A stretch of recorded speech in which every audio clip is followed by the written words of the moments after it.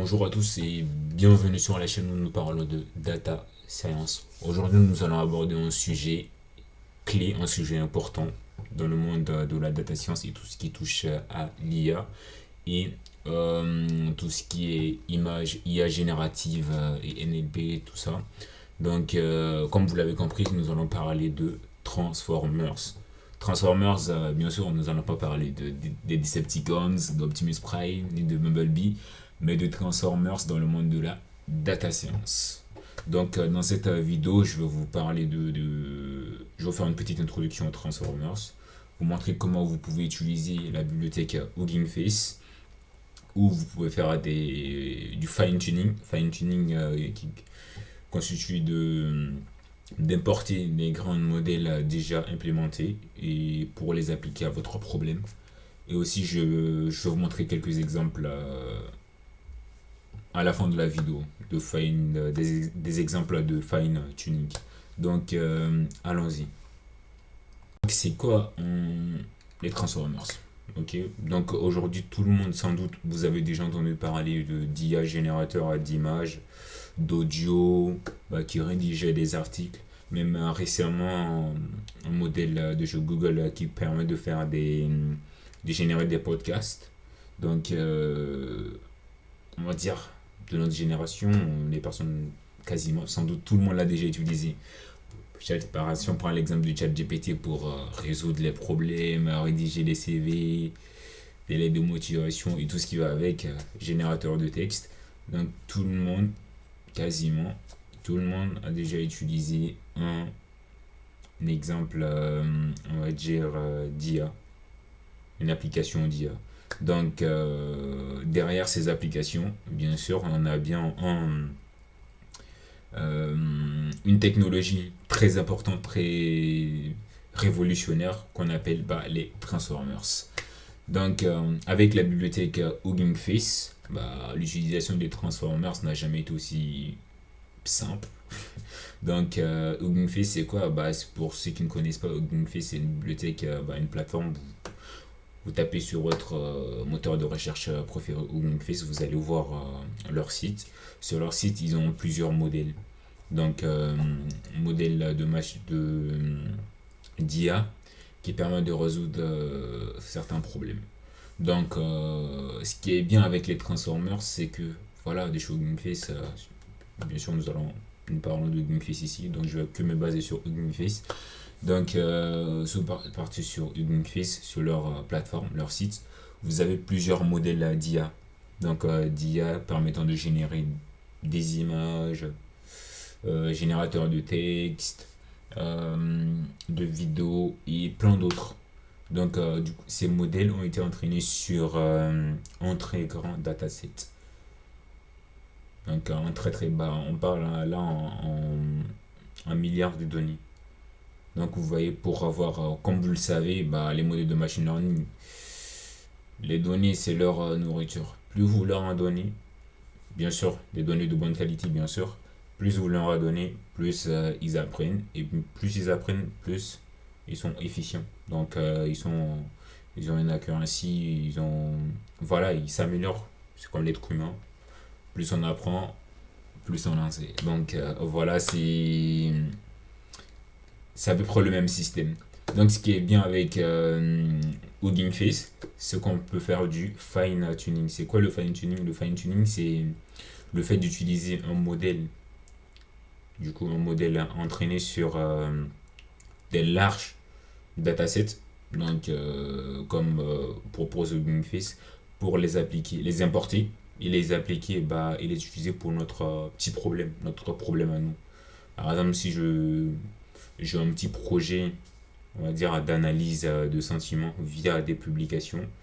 On dit, voilà, une personne vient te voir, ok, je commence à avoir un peu de notoriété et je voudrais voir ce que mon public aime ou pas par rapport à mes publications que je fais. Donc, vous allez faire un petit web scraping sur les commentaires, sous les publications, récupérer ces commentaires et analyser les différents commentaires.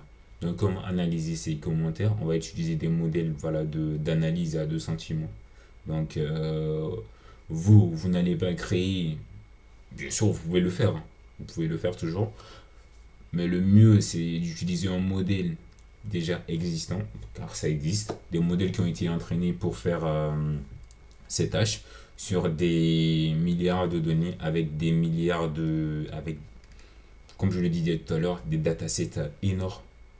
Donc on a juste, avec Hugging Face, on a juste à installer leur bibliothèque et ensuite importer le modèle déjà pré-entraînés, LLM, c'est les modèles large language model. Du coup, les modèles déjà pré-entraînés sur des grands datasets pour les appliquer à notre problème. Donc, dans ce cas, on n'aura pas à implémenter, à créer nous-mêmes un modèle d'analyse de sentiments. Donc, en quelques lignes, on peut avoir un modèle déjà prêt à l'emploi. Juste, on importe. C'est comme les librairies. Donc, par exemple, si on prend une librairie Pandas pour, read CSV, vous voulez lire un fichier CSV, vous n'allez pas réécrire une méthode ou votre propre librairie pour lire les fichiers CSV. Vous voyez? Donc, il y a déjà une bibliothèque qui fait ça, on va juste l'utiliser. Tout est fait pour faciliter les choses, pourquoi ne pas en profiter? Donc là, je vais vous montrer comment installer la bibliothèque Office sur votre machine. Et ensuite, vous montrer quelques exemples comment vous pouvez importer un modèle, des modèles pré-entraînés pour les appliquer à votre problème. Donc, allons-y. Donc là, comme vous voyez, je suis sur VS Code, Visual Studio Code, où je vais vous montrer quelques exemples d'utilisation de quelques exemples de fine tuning que vous pouvez effectuer directement via la bibliothèque Hugging Face. D'abord, je vais vous montrer comment l'installer. Avant de commencer, moi je vous conseille de créer un environnement virtuel, parce que comme vous le savez, vous pouvez avoir plusieurs conflits avec les différentes modules bibliothèques que vous avez sur votre environnement. Donc dans mon cas ici, je ne vais pas installer de bibliothèque virtuelle car tout, j'ai tout installé dans le même. Donc si vous voulez, je vais vous montrer comment le faire. Par exemple, vous voulez installer c'est plutôt -m. Si je ne me trompe pas, c'est virtual env. Ok. Et là, vous mettez le nom de votre environnement. Le nom de votre environnement et vous le. Là, ça vous crée un environnement. Je pense que là, moi j'ai. Voilà. Donc, quand vous créez votre environnement pour l'activer, vous avez juste, par exemple, là, moi j'ai un environnement qui s'appelle Chatbot, car récemment j'ai fait un petit projet de création de Chatbot. Donc, vous mettez juste le nom de votre environnement, tac, dans script. Ok, je vais vous montrer directement le fichier. Donc, quand vous créez votre environnement, il y a un fichier qui se crée avec qui porte le nom de votre environnement virtuel, le nom que vous avez mis lors de la création. Donc moi c'est des chatbots, donc j'ai le dossier ici chatbots. À l'intérieur on a script, un dossier, donc et activate. Vous voyez c'est le même chemin, chatbot, script. Ça c'était pour désactiver, voilà, mais bon. Activate, ok là vous voyez activate. Du coup, ça active votre chatbot et vous voyez là, entre parenthèses, devant le PS, du coup, personnel, le truc principal, quoi, vous avez chatbot, ce qui veut dire que là, vous êtes dans votre environnement virtuel. Ok, si ça c'est fait, allons-y. Donc, pour installer notre bibliothèque, il suffit de faire pipe install transformers. Pipe, ok, là j'ai mis des R en trop. Ok, vous avez ça. Du coup, pip installe transformers. Bien sûr, pour la première fois que vous allez effectuer, que vous allez, quand vous allez l'installer, il y aura, ça va prendre quelques temps, bien sûr. Sauf si, normal, ça va prendre quelques temps, mais après, n'ayez crainte, c'est normal. Vu que là, vous installez plusieurs choses et tout, c'est une bibliothèque qui comporte quand même beaucoup de choses. Donc, après savoir attendu jusqu'au bout, donc vous avez votre bibliothèque, on va voir si ça a été installé. Donc qu'est-ce qu'on va faire? Donc on va l'importer comme tous les bibliothèques. Quand vous importez Panda, NumPy, Matplotlib, tout ce qui va avec, on va comme pareil, on va dire from transformers Du coup, nous, qu'est-ce qu'on va faire? On va importer pipeline. Pipeline, ceux qui font des modèles de machine learning, vous avez compris un peu le concept. Concept pipeline ici, c'est qu'est-ce qui va nous permettre? C'est une fonction, si je peux le dire en une fonction, qui va nous permettre de récupérer via le nom des différents modèles, récupérer les modèles directement par leur nom. Par exemple, si on a un modèle d'analyse de sentiments, on va juste faire pipeline le nom du modèle analyse sentiment et ça va nous récupérer dans notre bibliothèque notre modèle déjà pré-entraîné. Ok, donc pipeline, ça va nous permettre de faire cela. Donc, je vais voir si notre modèle, moi, ça a été déjà bien installé, mais vous, on va voir. Est-ce qu'on va dire print Hugging Face and ready. On va faire les franglish. Let's go. Donc, on va l'enregistrer et on va exécuter ça pour voir ce que ça donne.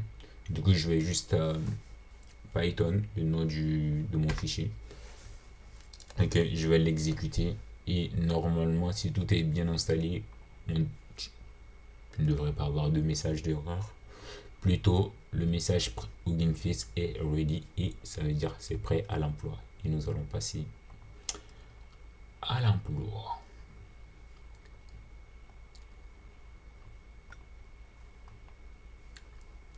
Ok. Donc, tac tac. Là, ça prend quelques temps, vu que là, voilà, moi, j'utilise TensorFlow. Ou, ok, aussi, il faut que vous installiez en parallèle un framework. Donc, c'est soit Torch, soit TensorFlow. Donc, pareil, un point installer, c'est la même chose. Pipe installe là, si je ne me trompe pas, c'est TensorFlow. Oui, c'est ça. Et si vous avez une version particulière, voilà, vous avez déjà installé, vous ne voulez pas créer de conflit.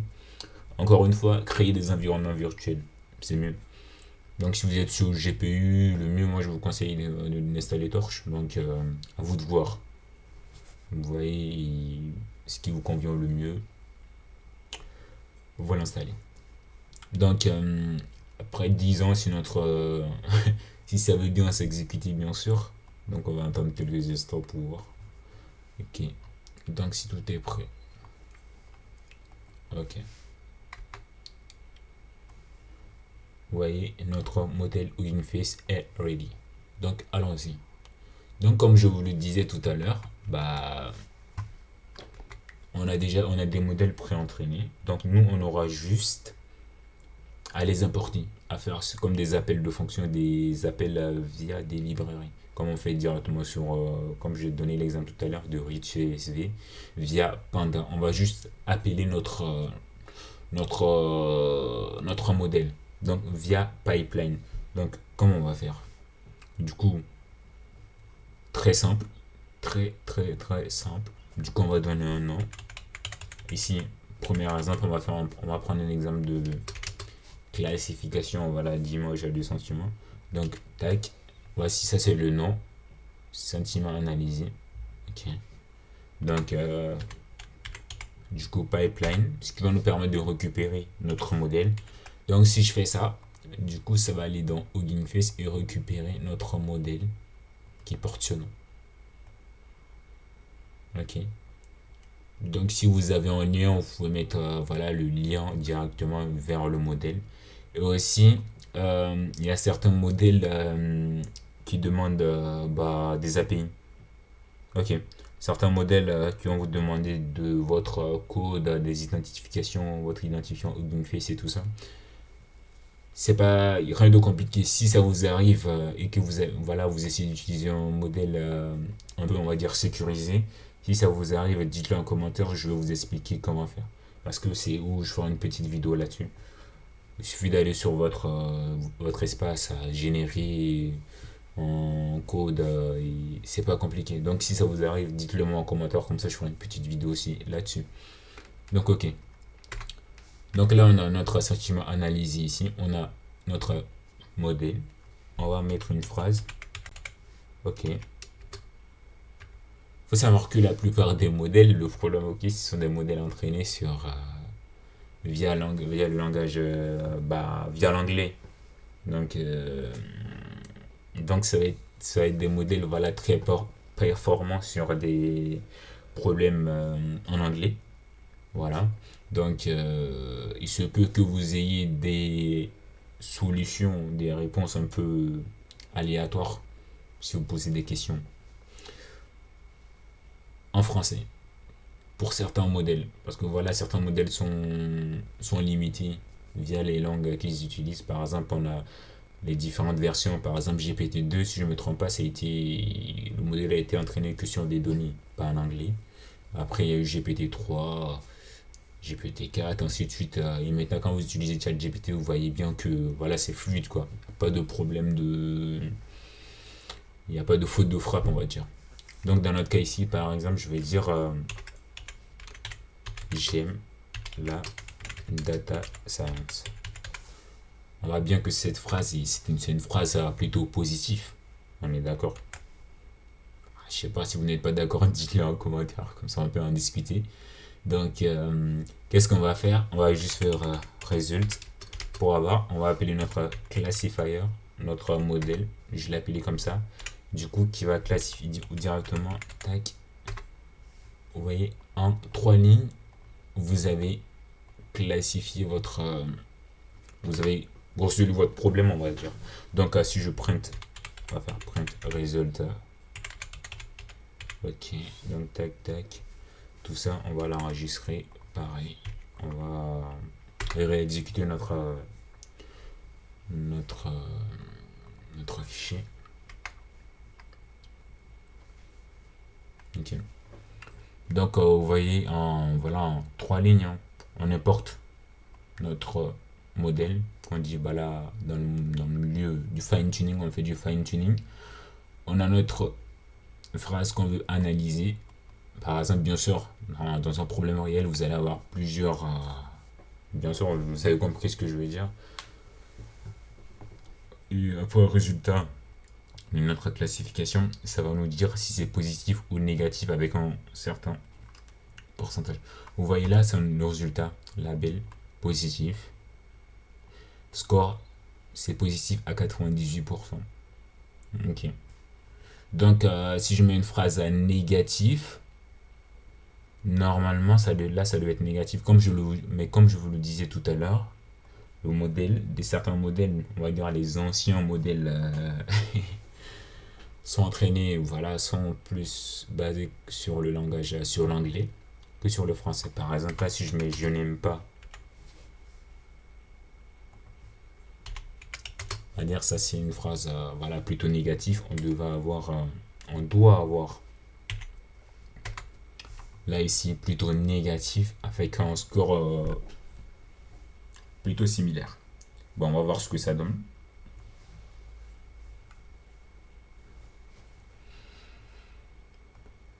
Et là, tac. Que je vais mettre tac. Phrase.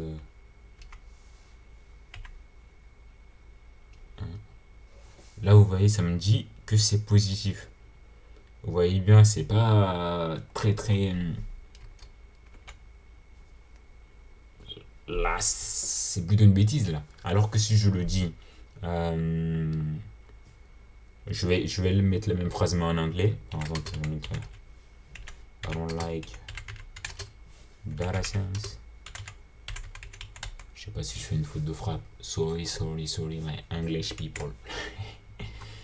Du coup, tac, on va réexécuter. Okay. On va essayer de voir qu'est-ce que ça donne comme résultat. Est-ce qu'on aura ici positif ou négatif? Parce que là, voilà, c'est pas au pif. Hein. Normalement, c'est pas au pif. Vous avez des modèles, comme je le disais, ce sont des modèles qui évoluent au fur du temps.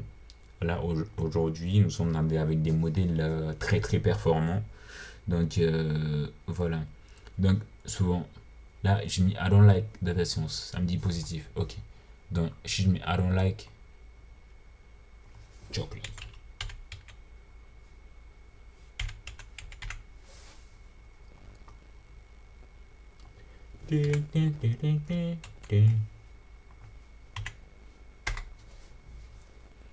Tout dépend du modèle. Je pense que Sentiment Analysis, c'est un modèle plutôt, voilà, ancien. Là, j'ai pas vérifié, ça date voilà, de quand et sur quoi ça a été entraîné. J'ai pas vérifié cela. Mais bon, comme je vous disais tout à l'heure, certains modèles voilà, sont des anciens, qui datent, voilà, du début de Transformers, qui sont pas ouf, on va dire. Donc, vous voyez là, toujours, ça me donne des... Ah ouais, normal. Un peu aussi normal ici. Ok. Et attends, je vais revenir en arrière. Parce que là, quand j'ai mis ici, j'ai pas modifié le... J'ai mis phrase. Normal que là aussi, ça soit positif. Mais bon, on va attendre quelques instants pour voir le résultat. Ce que ça va donner. Tac, tac, tac, tac, tac, tac, tac. Tac, tac, tac, tac, tac, tac. Ok. Et aussi, je vous ai pas dit, quand vous l'exécutez pour la première fois, ça télécharge le modèle. Donc, vous allez avoir plein de téléchargements en parallèle lors de votre première exécution. Donc, n'ayez pas peur, c'est normal, c'est normal. Donc, vous voyez là, pour la même phrase, je l'ai juste traduit en anglais. Vous voyez, négatif avec un score quasiment qui est égal à 1, quoi, sûr à 100%. Donc, vous voyez, par rapport aux certains modèles certaines versions de modèles, parce que là, ça évolue à chaque fois, sont basées que sur des données en anglais. Je pense que c'est comme partout, hein. Bah, si vous commencez avec les données que vous avez à portée de main. Et ça dépend de votre localisation. Bah, vu que la plupart des modèles, on va dire, ce sont les Anglais et les Américains, hein, qui sont en tête. Bah, la plupart des modèles au début sont utilisés sur des données en langage anglais, en anglais. Donc voilà un peu. Ça, c'est un modèle d'analyse de sentiments. Donc voilà un peu comment faire. Bien sûr, vous avez plusieurs types de modèles.